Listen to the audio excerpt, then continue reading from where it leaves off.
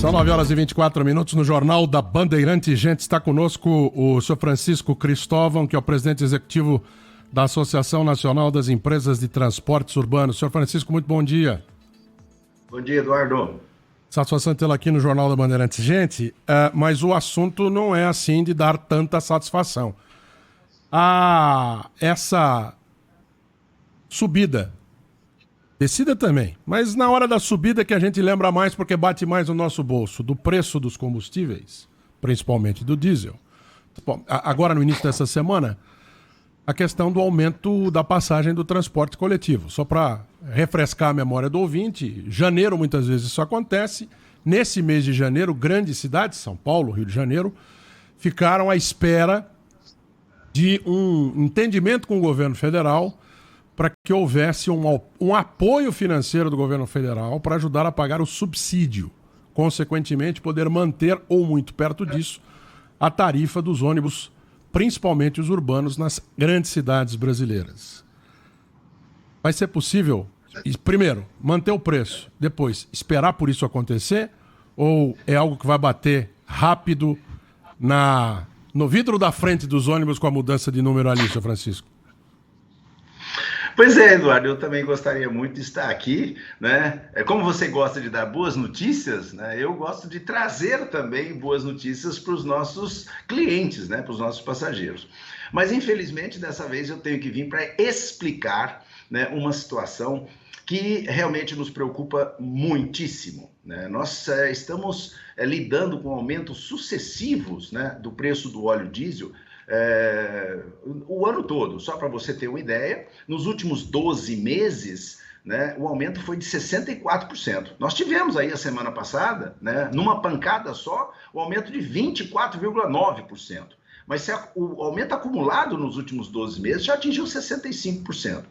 Como a participação, né, do óleo diesel e dos lubrificantes na composição do preço do transporte, né, do custo do transporte, é de 30%, é uma quantia muito simples de fazer. 30% de 65%, nós estamos aí com 20% de aumento do custo da prestação do serviço, né? Isso só falando de óleo diesel. Eu não quero nem comentar que a partir de maio, 1º de maio é a data base da categoria, e a gente vai ter que reajustar os salários né, dos motoristas, dos mecânicos, enfim, de todo o pessoal que trabalha na produção de serviços de transporte, né, no mínimo para repor a inflação. E aí vem de novo mais 10%, mais 12%, e a participação do custo do pessoal é de 50% no custo do transporte. Mas aí eu gostaria de aproveitar essa oportunidade, Eduardo, para explicar uma coisa que é muito simples. E São Paulo, né, dá um exemplo para o Brasil todo, desde o início da década de 90, certo? Foi na gestão da Luísa Erundina e da municipalização que em São Paulo se separou a remuneração, né, pela prestação do serviço da tarifa que é cobrada do usuário. A lei de mobilidade, que foi, né, promulgada em 2012, trouxe já essa definição. Então, aí lá tem duas expressões na lei. Tarifa de remuneração é o valor necessário para cobrir os custos da prestação do serviço. Tarifa pública ou tarifa de utilização é quanto o passageiro paga para poder realizar o seu deslocamento. Então, aqui em São Paulo, nós já praticamos isso, né? Desde o início da década de 90, como eu já mencionei. Então, custo, Eduardo, é um problema de engenharia e de economia. Não tem acho. Tem quanto que o ônibus consome, qual é o preço do litro do óleo, quantas horas o motorista trabalha, qual é o salário, quanto custa a peça de reposição, quanto é o investimento que a gente tem que amortizar. É uma questão de engenharia e de economia. Esse é um lado da equação. O outro lado da equação é a tarifa. Tarifa é um problema político e social e é ato discricionário do prefeito. Então, os nossos prefeitos aqui em São Paulo já de longa data, né, entenderam que o passageiro não tem condição de pagar sozinho esse custo, né? Então, a tarifa de R$ 4,40 que é cobrada hoje, né, dos passageiros, para você ter uma ideia, ela deveria, se não houvesse o subsídio, né, ser de quase R$ 8,00. Então, o que acontece? Produzir transporte na cidade de São Paulo custa 8 bilhões de reais por ano. Isso é uma questão de matemática. Isso não é uma questão de eu acho que a gente podia economizar aqui ou acolá. Esse cálculo é feito, inclusive, pela SP Trans. Isso não é feito pelas empresas, é feito pela SP Trans, para calcular a remuneração justa e adequada que deve ser repassada às empresas pela prestação do serviço.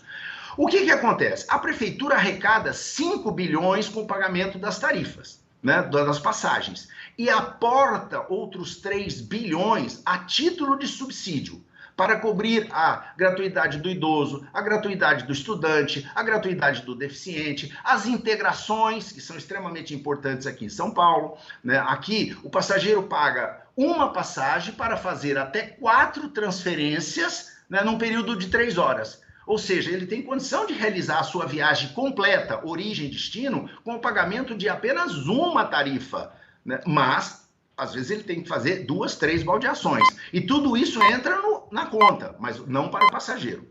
Então, essa questão de subsidiar os passageiros, que já acontece no mundo todo é assim, principalmente nas cidades mais avançadas e do porte de São Paulo, e aí nós podemos citar, né, Karachi, Cidade do México, Seul, Tóquio, etc. O subsídio existe há anos. Ele demorou muito para chegar aqui no Brasil, não em São Paulo, que, como eu já disse, desde a década de 90 se pratica isso.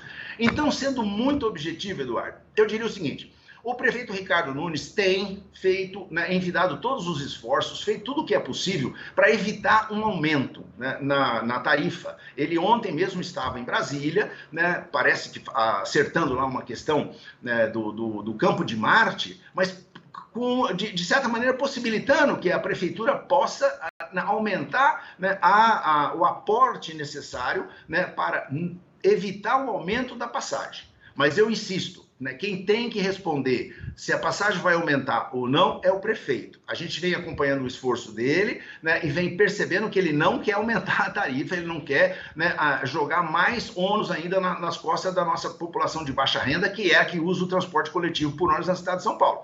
Mas nós não sabemos, né, se o Tesouro Municipal, né, tem recursos necessários para poder cobrir essa diferença. Então, isso é o que eu tenho para te dizer por hora. Assim, mas quando eu ouço que a tarifa deveria custar R$ 8,00 se não houvesse subsídio, as empresas de ônibus reclamam do que recebem. A Prefeitura de São Paulo, não só de São Paulo, as outras prefeituras precisam aportar, né, porque a tarifa não dá conta, por causa de todas essas condicionantes que o senhor destacou. Por que os empresários de ônibus não saem do negócio? Por que é sempre grande a briga para entrar nesse troço se ele é tão ruim para todo mundo, inclusive para o usuário, que tem um serviço que cá entre nós não é exatamente aquilo que a gente merecia?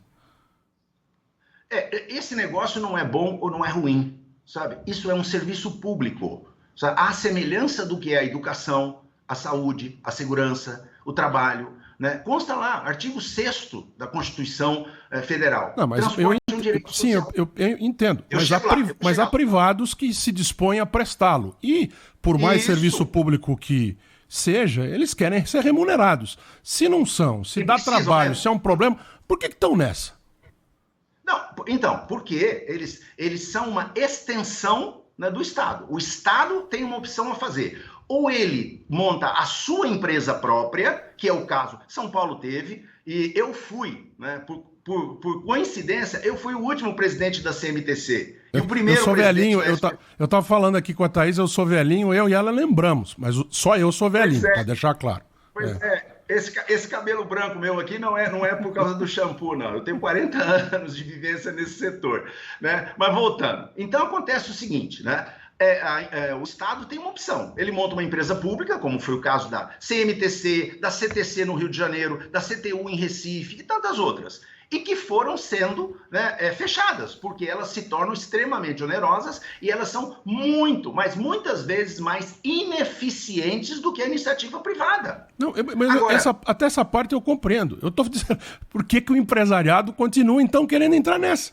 Porque a parte do que a gente precisa, que alguém tem que prestar, que da maneira que estava sendo prestada não funciona, ou pelo menos não é eficiente do ponto de vista econômico, acho que está claro.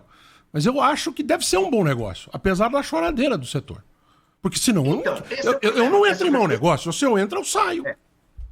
Então, eu não gosto de usar, Eduardo, a palavra negócio. Não é questão de entrar e sair, sabe? É questão, por exemplo, o lixo é um negócio? Não é. O lixo é a prestação de um serviço. É serviço para mim que uso. Para quem presta o serviço é remunerado com direito a lucro, e aqui não há absolutamente nenhum problema com relação a isso. É um negócio, ou pelo menos deveria ser. Então, não, ele não é. É a prestação de um serviço, é assim, é o lixo, é o transporte, é a saúde, quando privada e tal.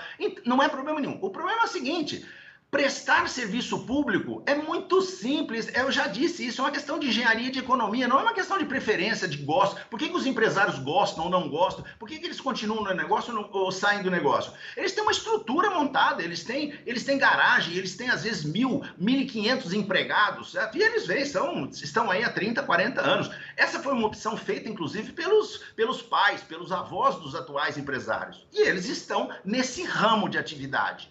E querem ser remunerados, Eduardo, justa e adequadamente. É uma equação, é simples. Quanto custa? Agora, o problema é que, às vezes, as autoridades acham que quem tem que fazer benemerência é o empresário. Quando se cria uma gratuidade, não existe almoço de graça. Ah, o idoso vai andar... Não, alguém está pagando essa conta. E sabe quem paga essa conta? O coitado do passageiro pagante. Porque você divide o custo da prestação do serviço pela quantidade de passageiro transportado. Então, cada passageiro pagante paga a sua viagem e um pedacinho da gratuidade alheia. Sabe? Agora, quando os vereadores propõem gratuidade para setores da economia, para o atleta, para a vizinha do atleta, não sei o que, todo mundo acha bonito, acha que isso aí é algo que é a separação do custo da tarifa. Aí e é São que tá. Paulo tem um custo. Só para a gente encerrar, porque a gente precisa ir em frente, o senhor também precisa. Eu aceitaria. Que é a separação do custo da tarifa. Aí é São que tá. Paulo tem um custo. Só para a gente encerrar, porque a gente precisa ir em frente, o senhor também precisa.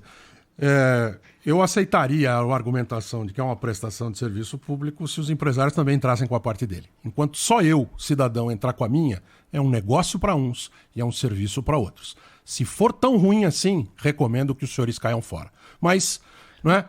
Vamos parar por aqui, porque senão a gente ficava conversando a tarde inteira, seu Francisco. É uma satisfação tê-lo aqui e é sempre bom ouvir o setor também. Eu certamente faria você mudar de ideia, Eduardo, eu não tenho dúvida disso. Muito obrigado. Obrigado, hein? Vamos continuar guardando.